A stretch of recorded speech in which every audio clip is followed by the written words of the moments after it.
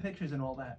But what they did on signals and incorporating the sounds that were around at the time and really making them their own is extraordinary. And if you really listen to that, there's some of the excess, but there's also a tremendous amount of restraint in his playing that doesn't get a lot of credit, I don't think. Well, I agree, and really to make that point, just how huge of a point it is that Neil was one of the few drummers that, as complex as the parts were and as complicated as a lot of the things that he played he was consistent.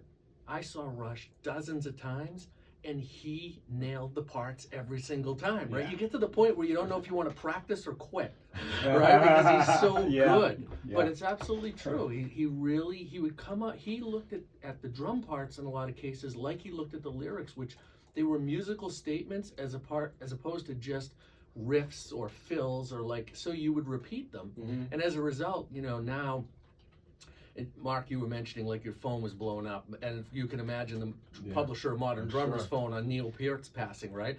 But everybody, in homage to Neil, it's everybody plays the Tom Sawyer fills. Right. In the middle, that's become the In the Air Tonight, drummers, air drumming, kind of Hall of Fame thing.